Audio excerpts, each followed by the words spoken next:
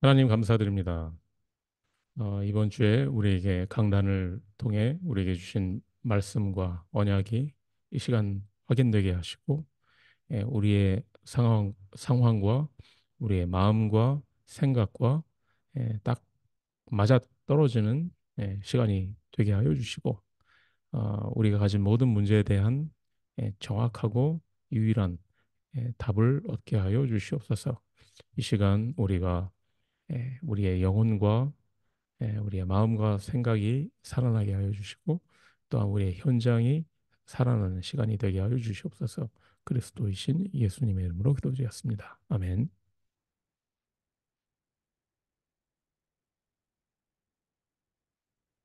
네, 네. 사도행전 1장 1절의 말씀입니다. 제가 읽겠습니다.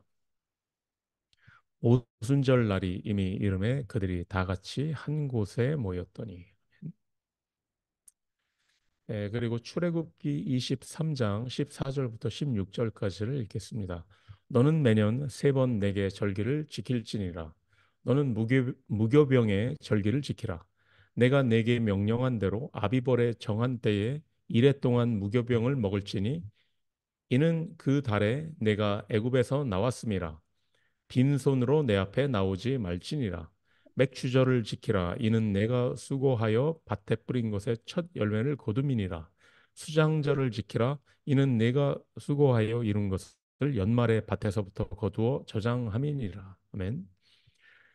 이번 주부터 앞으로 한 2주, 3주 동안 더 오순절에 일어난 사도행전 2장의 마가 다락방 초대교회에 일어난 성령의 역사에 대해서 우리가 말씀을 나누려고 합니다. 왜 성령이 오순절에 임하셨을까? 그럼 오순절이란 뭘까? 우리가 그러려면 이제 성경의 세 절기를 이해를 해야 되죠. 오순절만 이해할 수 없고 오순절 이전에 뭐가 있었는지를 이해를 해야 되고 또 오순절 다음에 뭐가 있었는지를 알아야 되기 때문에 세 절기를 우리가 이해를 해야 됩니다. 자, 우리 창세기 말씀 다 아시죠? 창세기에 네 가지 사건이 있습니다. 창조 사건, 그리고 타락, 그러니까 창세기 3장 문제, 타락 사건, 그리고 대홍수 사건, 혹은 노아의 방주 사건, 그리고 또 바벨탑 사건. 이게 에, 창세기의 네 가지 메이저 이벤트죠. 그리고 창세기에 네 인물이 있습니다. 자, 이제 네 사건이 끝나고 나서 그때부터 이제 아브라함, 또 이삭, 야곱, 그리고 요셉 이 네 인물을 통해서 이제 창세기의 말씀이 이렇게 진행이 됩니다. 우리가 창세기 어떻게 끝나는지 아시죠? 요셉이 예, 정말 많은 어려움을 거치고 총리가 돼서 나중에는 모든 사람을 살리고 나중에는 부모 형제들 다 살리고 가족을 애굽으로 데리고 와서 이제 해피엔딩으로 끝납니다. 자, 그런데 창세기 다음에 출애굽기는 해피엔딩으로 시작하는 게 아니죠. 요셉을 기억하지 못하는 이제 왕이 나오기 시작을 한 겁니다. 이거는 한마디로 언약이 뭔가 단절이 된 거죠.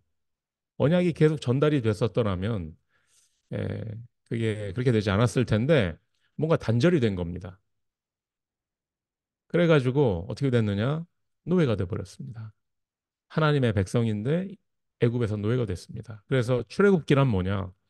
하나님이 자기 백성을 애굽의 노예 상태에서 구원하는 것. 그게 출애굽기의 이야기입니다. 출애굽기가 바로 우리의 구원을 상징합니다. 구원을 나타냅니다.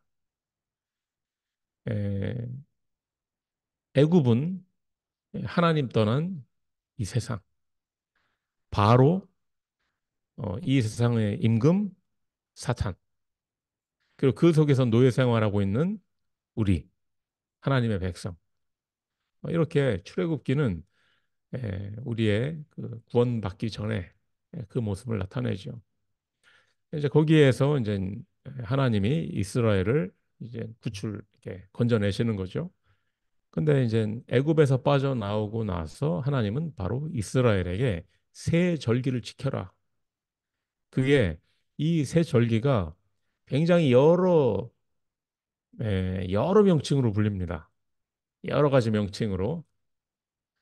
여러 가지 명칭으로 불리는데, 뭐 이를테면 6월절도 6월절이라고도 부르고 무교절이라고도 하고, 또 오순절도 칠칠절이라고도 하고 초막절이라고도 하고 맥추절이라고도 하고, 이게 다 의미가 다 또 있습니다. 그래가지고 되게 헷갈려요. 이거 굉장히 헷갈립니다. 계산하는 것도 복잡하고 굉장히 헷갈리는데, 어쨌든 최대한 단순화해가지고 설명을 하겠습니다. 이게 왜 중요하냐면, 구약의 새 절기는 우리의 인생의 과거, 현재, 미래를 나타내는 것이고요.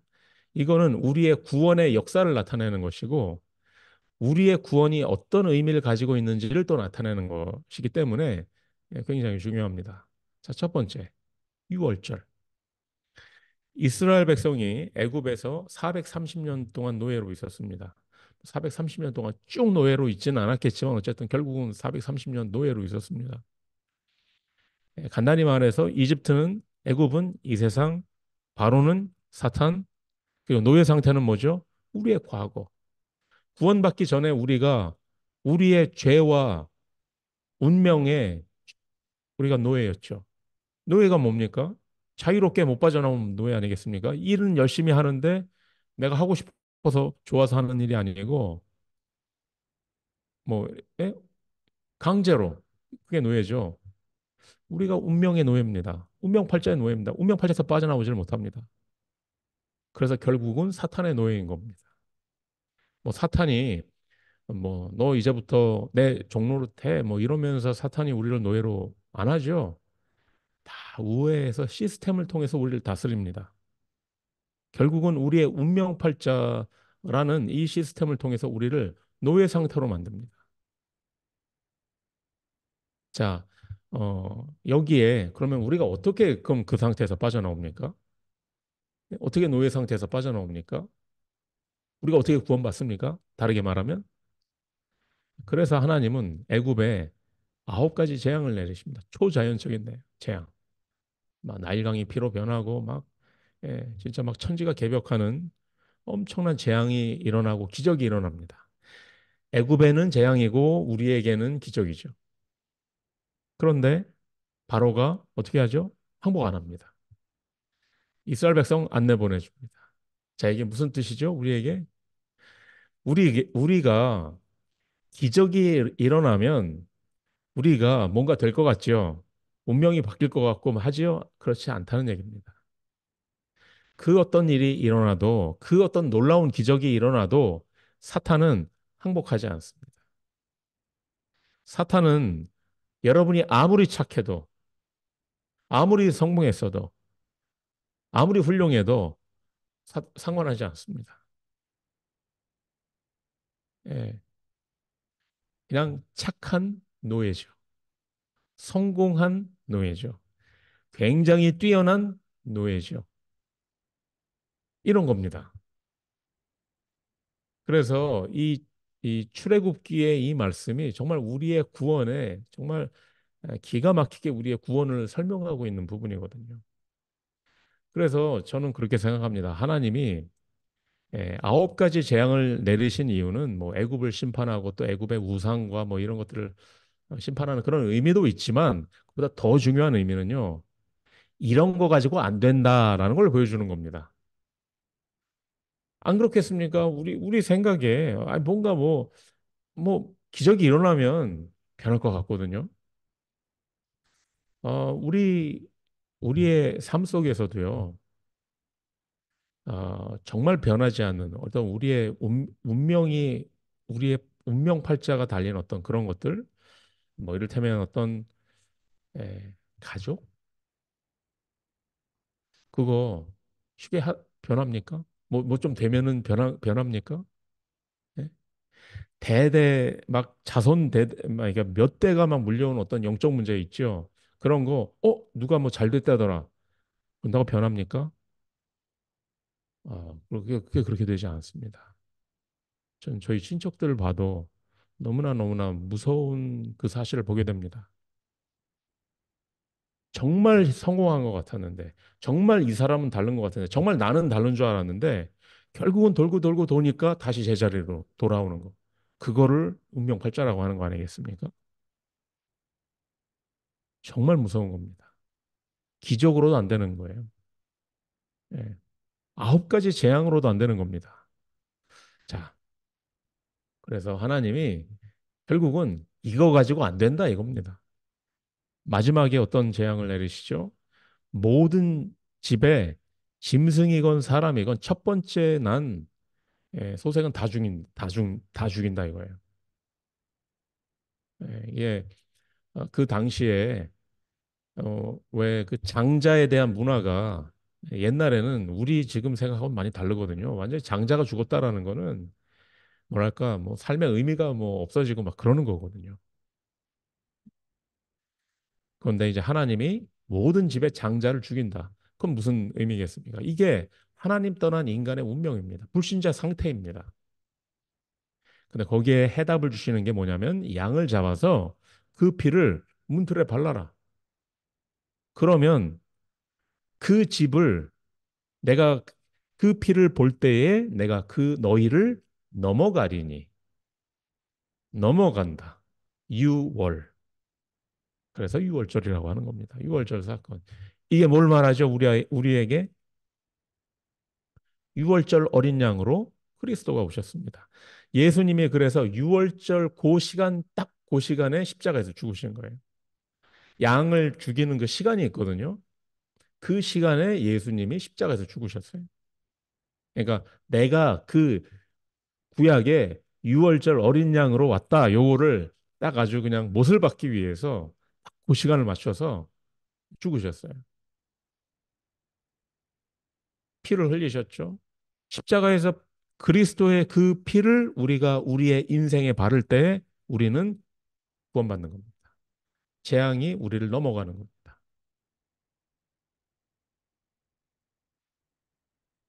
그리고 바로는 항복하는 겁니다. 이스라엘은 해방되는 겁니다. 우리는 이때 우리의 운명팔자에서 빠져나오는 겁니다. 이거를 나타내는 게 유월절이다라고 합니다. 그런데 왜 무교절이냐? 요때 빵을 먹는데 떡을 먹는데 이 빵을 누룩, 이스트, 누룩하고 또 이스트하고 다르다고 하던가 뭐 어쨌든 모르겠습니다. 하도 이게 설이 많아가지고 예, 즉 그냥 아무것도 넣지 않은 밀가루로만 된 빵을 먹는 거예요. 그걸 무교병이라고 하는데 그리고 쓴 나물을 먹습니다. 왜 그렇겠습니까? 쓴 나물 몸에도 좋겠죠. 몸에도 좋으면서 동시에 너의 과거가 어땠는지를 잊지 말라는 겁니다. 예, 제가 계속 창세기 3장 얘기하고 뭐 이게 여러분 이게 지겹게 들리시면 안 됩니다. 이게 계속 쓴 나물을 먹는 거예요. 예. 창세기 문제 3장 문제를 들을 때마다 근본 문제를 들을 때마다 불신자 상태를 들을 때마다 와, 내가 과거에 그랬구나. 내가 거기에서 빠져나왔. 예? 어휴, 내가 살았구나. 이런 이런 마음이 드시죠? 그렇게 그런 마음이 들 줄 믿습니다. 이걸 계속 반복해서 기억하고 기억하라 해서 절기를 지키라고 하는 겁니다.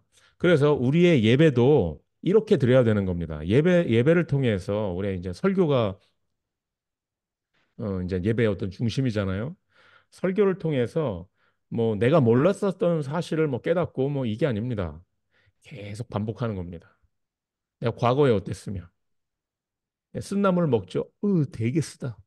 그래서 너의 과거가 이랬어. 너 노예 시절 때 노예 시절 생각 안 나? 사람은 너무나 빨리 이 잊거든요. 너무나 빨리 잊어먹습니다. 843, 880. 이 저기 뭐야 지난번에 그 3일 금식할 때 와 진짜 아무거나 진짜 그 이제 건강식품으로 조금 사다 놨는데 한 번도 먹지 않은 병아리 콩이 있거든요. 저거라도 먹으면 정말 저게 와 저거 진짜 맛있겠다 막 이런 생각이 들거든요. 근데 먹고 나니까 어떻게 되죠? 사람이라는 게 등 따숩고 배부르면 필요 없어집니다. 예. 여러분은 정말 크게 성공하고도 과거를 잊지 마시기 바랍니다. 과거를 잊어버릴 만하기 때문에 성공을 허락을 안 하시는 것 같아요. 예, 안 그럴 것 같죠? 예, 그렇습니다. 예, 그래요. 저만 해도요, 뭐가 조금만 잘 되잖아요. 조금만 잘 되면 벌써 달라집니다. 이게 뭔가 달라져요. 그걸 뛰어넘어야 됩니다. 그래서 하나님이 잊지 마라. 그래서 쓴 나무를 먹고 무교병은 뭐죠? 섞지 마라는 겁니다. 섞지 마라.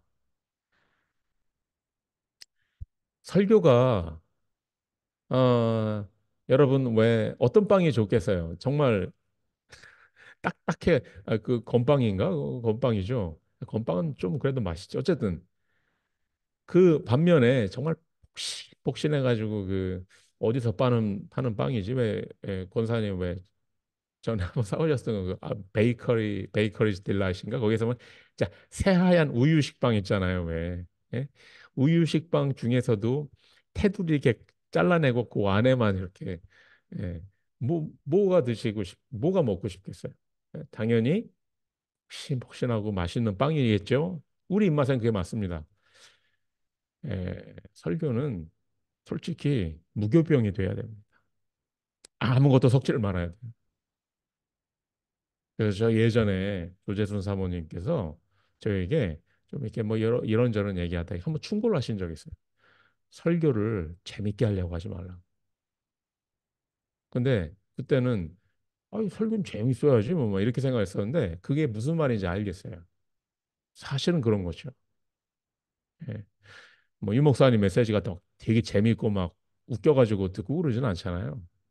예. 그렇게 보면 좀 가끔가다 웃길 때도 있지만, 예. 그죠? 사실은 무교병 같아야 되는 거. 섞지를 말아야 돼요. 예. 막 요거 섞고 저거 섞고 뭐 요즘 뭐 심리학의 어떤 트렌드를 섞고 뭐 이렇게 하니까 예. 원래는 그렇게 되면 안 되는 겁니다. 그래서 무교절이라고도 하고 유월절이라고도 합니다. 자, 다음이 오순절. 오순절은 말 그대로 순, 50일 후에 예. 유월절 때 빠져나왔잖아요. 빠져나오고 50일 후를 오순절이라고 합니다. 그때는 어디죠? 광야죠. 그래서 이스라엘은 광야를 잊지 마라 이겁니다. 그래가지고 초막을 지어가지고 일주일 동안 거기서 생활을 합니다. 그러니까 이제 굉장히 랩런트들에게 시청각으로 교육을 시키는 거죠.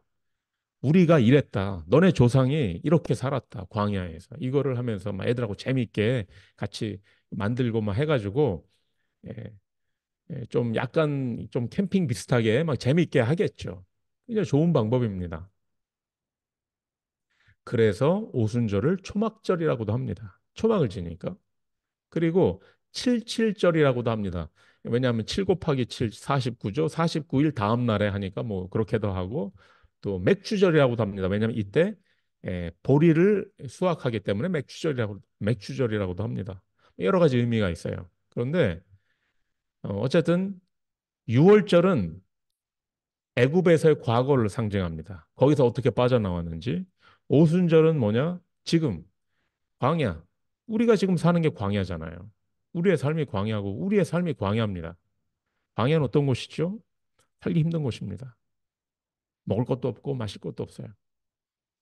그래서 많은 백성들이 노예 생활할 때가 더 낫다. 왜 우리를 데리고 나왔냐? 이 애굽으로 돌아가자 이렇게 얘기를 합니다. 똑같죠? 우리랑 똑같아요. 우리도 가끔 이럴 때 있잖아요. 차라리 복음 모르고 살았었을 때가 더 편했었는데 뭐 이런 생각이 어, 저도 솔직히 들 때가 있거든요. 차라리 복음 모르고 차라리 그냥 뭐 있잖아요. 그때가 오히려 편했었을 것 같아. 뭐 저도 그럴 때 그렇게 느낄 때가 있습니다.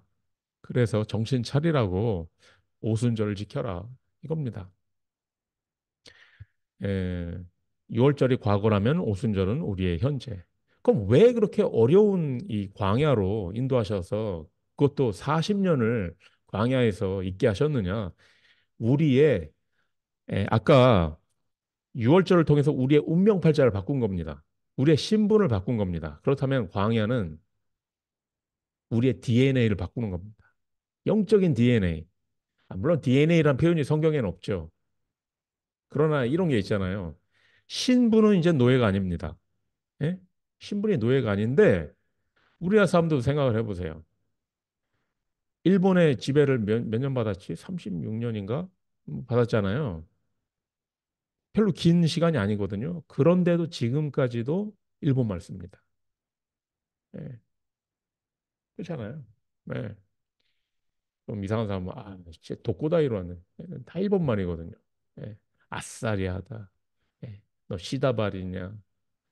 특히 뭐 이렇게 기술 계통에서는요 일본 말이 엄청나게 많이 씁니다. 건축 뭐 옷, 뭐 겨우 30 몇 년 지배를 받았는데도 그러는데 430년 노예였으면 어떻게 됐겠습니까? 완전히 DNA가 다 노예 DNA인 겁니다.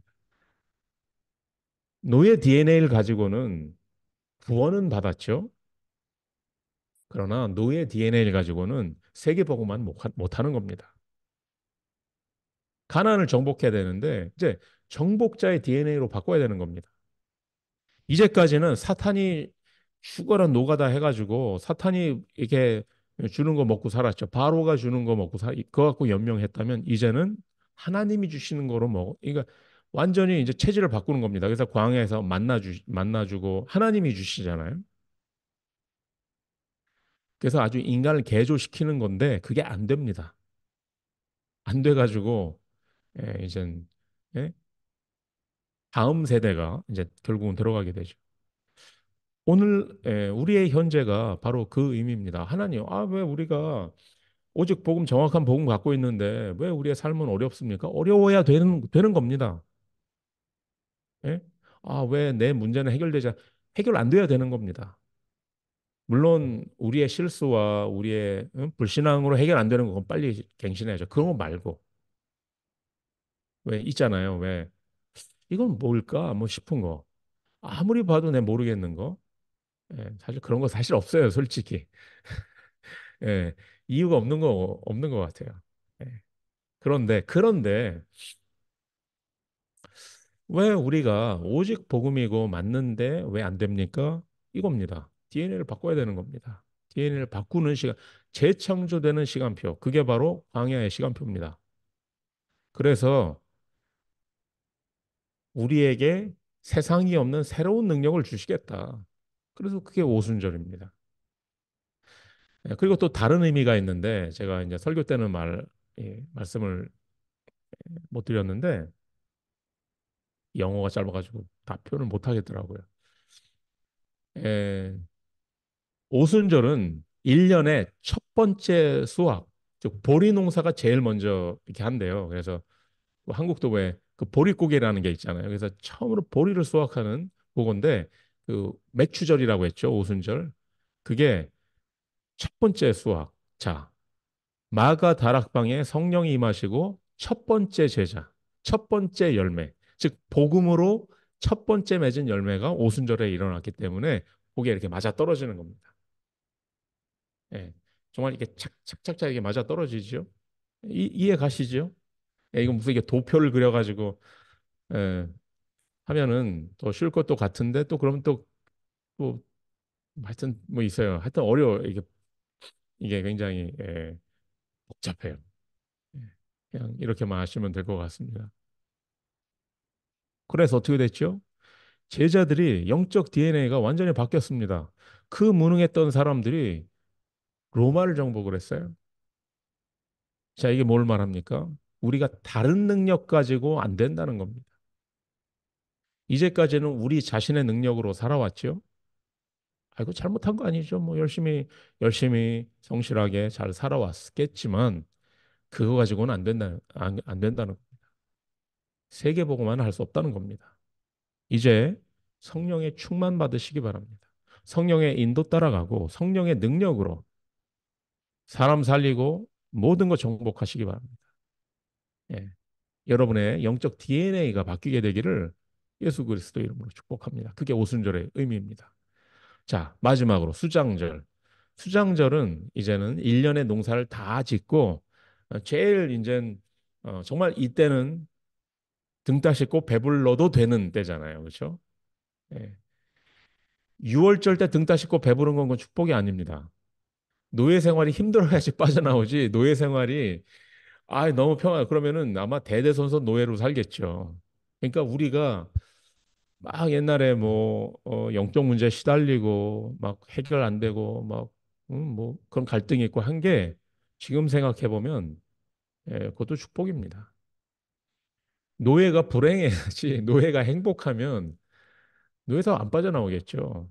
그래가지고 그 마치 무슨 개구리 예?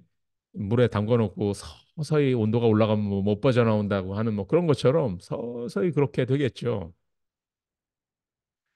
예. 광야도 힘든 곳입니다. 자, 그런데 이제 수장절 다 끝났어요.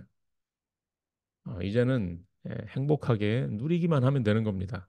이게 사실은 우리가 천국 가서 우리의 미래, 지금은 이렇게는 안 된다 이거죠. 천국 가서. 그때는 모든 것을 누리기만 하면 되는 거죠. 뭐 갱신할 필요도 없고, 예, 이건 천국, 우리의 미래를 상징하기도 하고 세계 복음화를 말하기도. 왜냐하면 모든 이제 제자들 전도한 열매들을 죄다 수확해가지고 모아놨어요. 하나님의 나라에. 그게 세계 복음화 아니겠습니까? 세계 복음화를 의미하기도 하죠. 아직 이루어지지 않은 언약입니다. 이루어질 언약. 그리고 또 이 수장절은 우리의 배경을 나타냅니다. 하나님의 나라. 하나님의 나라가 우리의 배경입니다. 여러분은 걱정하지 마시고 미래가 어떻게 될까 걱정하지 마시고 왜냐하면 하나님의 나라가 보증합니다. 농사는 그냥 열심히 지으시면 됩니다. 예, 걱정할 시간에 농사 지세요. 씨 뿌리시란 말이죠. 우리가 사람들이 나는 복음 붙잡아도 응답이 없다. 응답은 바로 나타나는 게 아닙니다. 쌓였다가 옵니다. 어디에 쌓여죠? 하나님의 나라에. 그래서 이게 정립이 됐다가 하나님의 어떤 시간표 때 나타나는 거기 때문에 사람들이 이거를 모르기 때문에 그렇잖아요. 우리가 뭔가 믿음의 뭘 하고 내가 복음을 선택하고 뭐 믿음의 고백을 하면 그때마다 갑자기 아팠던 게 낫고 뭐 뭐가 문제가 팍팍 해결되고 이러면은 그렇게 하겠죠. 근데 그렇게 안 된단 말이죠. 쌓여 있는 겁니다. 하나님의 나라에. 그래서 사람들이 그걸 보지 못하고 응답이 없다라고 말합니다. 자, 그럼 어떻게 되죠? 응답이 없으니까 지금 씨를 안 뿌려요. 지금 그냥 내 생각대로 삽니다. 내 마음대로. 그러니까 안 되는 거예요. 예. 여러분은 지금 씨를 뿌리시기 바랍니다. 지금 눈물로 씨를 뿌리는 자는 기쁨으로 단을 거두리로다. 또 반면에 불신앙, 난뭐 이렇게 살아도 나는 뭐 아무 문제 없는데 막 되게 막 자신 있게 사는 것 같은데 난 진짜 겁이 안 나나 싶습니다. 겁도 없냐 진짜 싶어요. 재앙이 바로 오지 않습니다. 쌓였다가 옵니다. 그래서 응답도 이미 왔다. 그럼 막을 수가 없는 거예요. 왜? 이거는 지금 뭘 잘해서 되는 게 아니고 이게 벌써 예전에 쌓였던 게 지금 현상으로 나타나는 거기 때문에 그래서 이 영적인 이 원리가 되게 무서운 거기도 하고요. 우리에게는 되게 좋은 거죠. 왜냐? 우리가 그래도 씨를 뿌려놓은 게 있잖아요. 지금까지. 지금까지 우리가 뭐 했어요? 씨를 뿌려놨지. 예? 지금까지 씨를 뿌려놨단 말이에요. 그러면 이게 어디에선가 익어가고 있겠죠. 자라고 있겠죠. 그러다 이제 이게 가시적인 효과로 나타나는 겁니다. 언젠가. 그리고 솔직히 우리가 가시적인 효과로 많이 나타났죠. 예? 그렇죠? 그래서 여러분은 지금 뭐 해야 되겠습니까? 여러분의 현장에서 믿음의 씨앗을 뿌리시기 바랍니다. 복음으로 여러분의 현장을 갈아야 되는 거 아시죠? 기경한다고 하죠. 복음으로 기경을 해야 됩니다. 그 수확물은 하나님의 나라에 쌓이는 겁니다. 자, 그래서 결론. 나는 지금 어디에 있는가? 자, 유월절 우리의 과거, 오순절 현재, 수장절 우리의 미래. 이거를 절기라고 했습니다. 영어로는 페스티벌. 절기라고 하면은 조금 우리에게 와닿지 않는데 페스티벌이라고 하는 거 우리 다 아시죠? 페스티벌은 좋아서 하는 거잖아요. 그렇죠? 무슨 뭐 뮤직 페스티벌 그러면은 음악을 좋아하는 사람들이 하는 거잖아요. 그렇죠? 페스티벌은 누리라고 하는 거죠. 즐기는 겁니다. 여러분의 유월절, 오순절, 수장절을 어떻게 해라? 누려라. 즐겨라. 그 의미를 잊지 마라. 이겁니다. 우리의 예배가 이렇게 돼야 되는 거예요. 우리 예배가 뭐 희한한 뭐 새로운 거 뭐 이거 하는 게 아니고요. 뭐 요즘은 뭐 어떻게 되고 이런 거 아니고요. 계속 과거부터 지금까지 계속해서 반복된 유월절, 오순절, 수장절을 예배에 계속 이것을 반복하고 되풀이하는 겁니다. 그게 예배의 의미입니다. 우리의 과거는 끝났어요. 끝났고 미래는 오지 않았습니다. 그럼 우리는 지금 뭐 해야 되겠습니까? 어떻게 237을 살리고 어떻게 세계복음화를 해야 되죠? 그게 바로 오순절 날이 이미 이름에 그들이 뭐 했죠? 다 같이 한 곳에 모였더니 이게 지금 해야 되는 겁니다. 제자들이 오순절에 다 같이 한 곳에 즉 마가 다락방에 모였습니다. 거기에서 성령의 역사가 시작이 된 거죠. 어떻게? 다 같이 한 곳에 모였더니 예수님의 언약을 그리스도의 마지막 언약을 500명이 들었다고 추측을 합니다. 정확한 건 아닌데 그 500명을 단번에 500명에게 단번에 보내셨다라고 이제 바울이 한 이제 부활하신 후에 예수님께서 500명에게 단번에 보이셨다는 그거를 근거로 해서 더 됐을지도 모르죠. 뭐 수천 명이 들었을지도 모르죠. 그리스도가 마지막 언약을 주셨을 때 많은 사람들이 들었습니다만 500명이라고 칩시다. 500명 중에서 마가 다락방에 모인 사람은 120명입니다. 나머지 380명은 할 수 없죠. 언약을 듣는 것과 언약을 붙잡는 것은 다른 겁니다. 언약을 붙잡았다라는 게 뭐죠? 뭐가 언약을 붙잡은 겁니까? 뭐가 언약을 붙잡은 겁니까? 마가 다락방에 간 거를 언약을 붙잡았다라고 하는 겁니다. 그래서 교회가 중요한 겁니다. 아니 내 마음은 거기 뭐 교회 마음이 뭔데? 예. 그래서 심지어는 예수님이 너희의 재물이 있는 곳에 너희의 마음이 있느니라. 이렇게도 말씀하셨죠. 마음이 어디에 가 있는데? 예. 120명이 언약 붙잡고 마가다락방에 모였습니다. 그 당시에 마가다락방에 모인다라는 거는 생명을 걸고 가야 되는 겁니다. 동기 있는 사람 못 갑니다. 이유가 있는 사람 못 갑니다. 언약 붙잡고 다른 건 다 내려놓은 사람만 가는 겁니다. 여러분이 380명이 될 것인가? 아니면 120명이 될 것인가? 당연하죠. 120명이죠. 예. 축구할 때 보면 엉뚱한 데서 자꾸 공 달라고 해도 공 안 갑니다. 공이 올 자리에 있어야 패스를 해주죠. 그렇죠? 엉뚱한 데서 응답 달라고 해도 응답 오지 않습니다. 응답의 자리에 가 있어야죠. 그게 어디냐? 다 같이 한 곳에 모였다. 마가다락방입니다. 이 자리가 이 시대의 마가다락방인 줄 믿고요. 또 여러분이 제가 이 시대의 120명인 줄 믿습니다. 아, 그러면 여러분 모두가 성령의 충만과 능력 받기를 예수 그리스도 이름으로 축복합니다. 기도하겠습니다. 하나님 감사드립니다. 우리가 영적으로 그리고 육신적으로 다 같이 한 곳에 모이게 하시옵소서. 우리 교회와 우리의 현장에서 오순절의 역사가 날마다 일어나게 하시옵소서. 그리스도이신 예수님의 이름으로 기도드렸습니다.